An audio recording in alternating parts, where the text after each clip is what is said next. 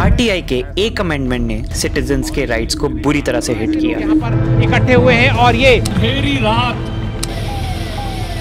आप एजुकेशन करेंगे, आप हेल्थ और सारी पावर ले जाकर दे दी है गवर्नमेंट के हाथों में। तो क्या आरटीआई कमीशन सरकार के हाथों की एक कठपुतली बन के रह जाएगा? क्या अब गवर्नमेंट के सस्पेक्टेड घोटालों की खबर आरटीआई से भी नहीं पता चलेगी?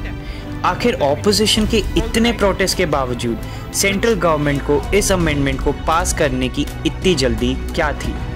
स्वागत है आपका इस चैनल में और आज हम आरटीआई और इसके अमेंडमेंट से जुड़े कुछ इंपॉर्टेंट पॉइंट्स डिस्कस करेंगे।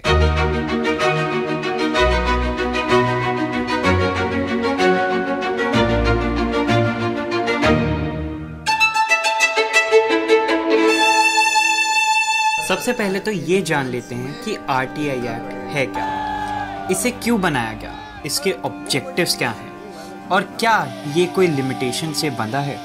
आरटीआई राइट टू इंफॉर्मेशन यानी सूचना का अधिकार भारतीय कॉन्स्टिट्यूशन के आर्टिकल 19(1) के अंडर मौलिक अधिकार मतलब फंडामेंटल राइट है। 1976 में Rajnarayan versus Uttar Pradesh state case में सुप्रीम कोर्ट ने फैसला सुनाया कि राइट टू इंफॉर्मेशन आर्टिकल 19(1) के अंडर एक मौलिक अधिकार माना जाएगा। सुप्रीम कोर्ट ने माना कि इंडियन डेमोक्रेसी में लोग मास्टर हैं और उनके पास सरकार के कामकाज के बारे में जानने का अधिकार है। इसी जजमेंट ने आरटीआई एक्ट के लिए ग्राउंड बनाया। सेंट्रल गवर्नमेंट ने 2005 में right to information act pass किया। फायदा क्या है इसका? आरटीआई ऑर्डिनरी सिटीजन्स को गवर्नमेंट और उसकी वर्किंग को क्वेश्चन करने का हक देता है। इसका प्राइमरी गोल है सिटीजन्स को एम्पावर करना, गवर्नमेंट ऑपरेशंस के लिए ओपननेस और अकाउंटेबिलिटी प्रमोट करना, करप्शन को फाइट करना और डेमोक्रेसी को सिटीजन्स के लिए सच में काम करवाना। ऐसी सभी ऑर्गेनाइजेशन, एजेंसीज या फिर कॉन्स्टिट्यूशनल अथॉरिटीज जिनको मेजरली गवर्नमेंट के फंड से फाइनेंस होता है इस एक्ट में कवर होती है। इसके अलावा यूनियन गवर्नमेंट और स्टेट गवर्नमेंट की पब्लिक अथॉरिटीज भी इस एक्ट के अंडर इंफॉर्मेशन देने के लिए रिस्पॉन्सिबल है। हर एक कैटेगरी की आरटीआई का रिस्पॉन्स देने के लिए एक फिक्स टाइम पीरियड है। अगर कोई अथॉरिटी इस टाइम लिमिट में रिस्पॉन्स नहीं देती तो उस पर पेनाल्टीज भी इम्पोज की जा सकती है। लेकिन यहाँ एक कैच है, ऐसा नहीं है कि आप कोई भी सीक्रेट इन्फॉर्मेशन आरटीआई से मांग लो। तो आखिर क्या इन्फॉर्मेशन मिल सकती है इस एक्ट से? कोई भी ऐसी इन्फॉर्मेशन जो गवर्नमेंट पार्लियामेंट को दे सकती है आरटीआई एक्ट में डिस्क्लोज की जा सकती है। लेकिन अगर कोई इन्फॉर्मेशन इंडिया की सॉवरेनिटी और इंटीग्रिटी को इफेक्ट कर सकती है वो इन्फॉर्मेशन इस आरटीआई के रिस्पॉन्स में नहीं शेयर की जाएगी। इसके अलावा देश की इंटरनल सिक्योरिटी, फॉरेन कंट्री से रिलेशन, इंटेलेक्चुअल प्रॉपर्टी राइट्स और कैबिनेट में हुई डिस्कशंस भी आरटीआई से एग्जेम्प्टेड है। इसके अलावा Indian evidence act, atomic energy act 1912, central civil services act और ऑफिशियल सीक्रेट्स एक्ट 1923 के अंडर आरटीआई से मांगी गई इंफॉर्मेशन पर रिस्ट्रिक्शंस है। ये पास होना इतना आसान नहीं था। सालों तक हजारों लोगों ने जान लगा दी। 1994 में एक्टिविस्ट अरुणा रॉय के अंडर MKSS यानी मजदूर किसान शक्ति संगठन ने राजस्थान में ग्रास रूट लेवल पर आरटीआई एक्ट के लिए कैंपेन स्टार्ट किया।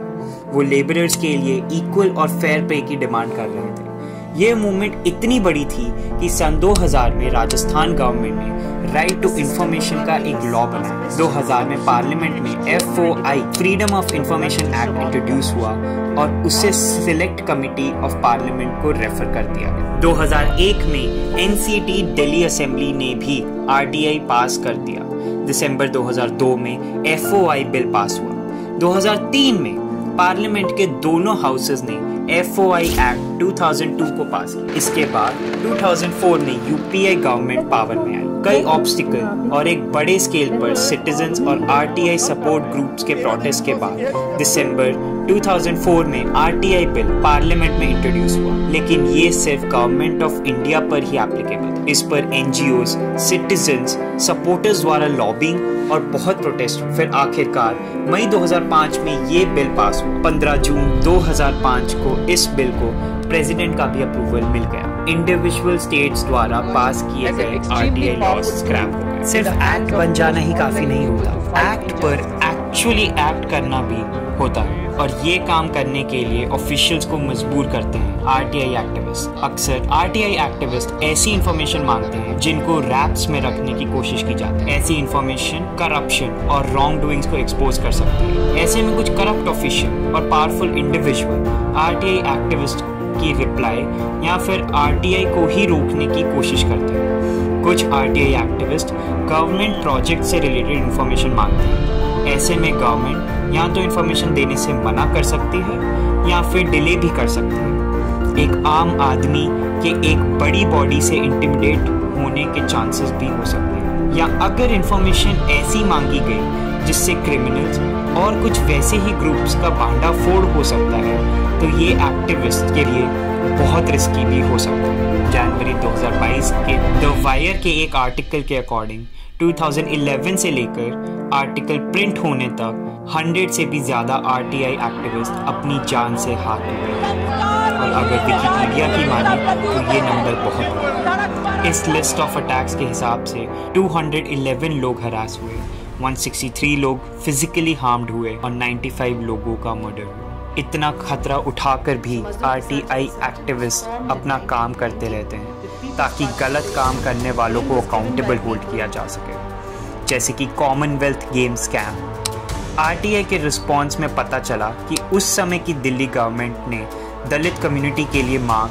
744 करोड़ रुपए कॉमनवेल्थ गेम्स में डाइवर्ट किए। और हैरानी की बात ये थी कि जिन सो कॉल्ड अमेनिटीज पे ये खर्च किए गए वो सिर्फ पेपर पर ही एग्जिस्ट करती थी। ऐसे ही कुछ और फेमस स्कैम्स जिनके बारे में आरटीआई से ही पता चला वो है 2G scam, Adarsh society scam, 23,000 loan fraud case और Indian Red Cross Society scam.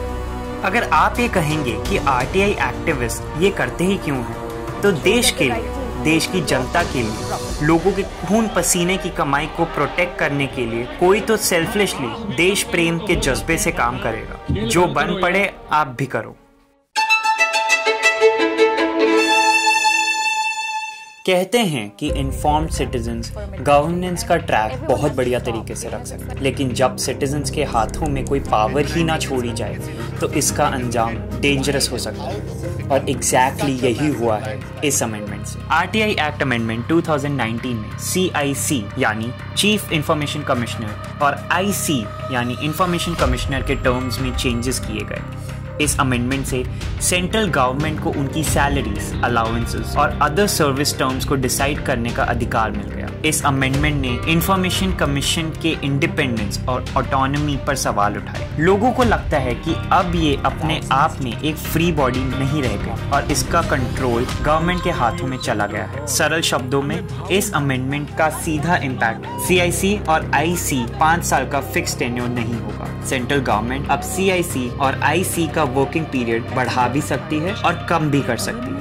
CIC और IC की सैलरीज भी फिक्स नहीं होंगी। अब सेंट्रल गवर्नमेंट उनकी सैलरीज डिसाइड कर सकती है। उनके पर्क्स और अलाउंसेस भी सेंट्रल गवर्नमेंट ही डिसाइड करेगी। तो जब CIC और IC का working period, salaries, perks, allowances सब कुछ सेंट्रल गवर्नमेंट के हाथों में ही होगा तो ऑब्वियस है कुछ हद तक ही सही पर इन्फ्लुएंस तो होगा ही। इसका मतलब है कि अब सेंट्रल गवर्नमेंट आरटीआई एप्लीकेशंस के रिस्पॉन्सेज को मेंड करने की पावर रखती है। चलते चलते आरटीआई से जुड़ी एक इंटरेस्टिंग बात और बता दूं। इंडिया टुडे के एक आर्टिकल के अकॉर्डिंग सेंट्रल इंफॉर्मेशन कमीशन में 6 इंफॉर्मेशन कमिश्नर होते हैं, जिनमें से 4 सीट्स अभी वेकेंट है। ऑपोजिशन का कहना है कि मोदी सरकार इंस्टीट्यूशन और इंफॉर्मेशन के फ्लो को वीक करना चाहती है। सच तो छुपाए छुपता नहीं, तो आने वाले वक्त में मिलने वाले आरटीआई रिस्पॉन्स सच्चाई बता ही देंगे। अगर ये वीडियो आपको अच्छी लगे तो do like, comment, share the video and subscribe to the channel. Bell icon press करना मत भूलना to receive notification of the upcoming videos.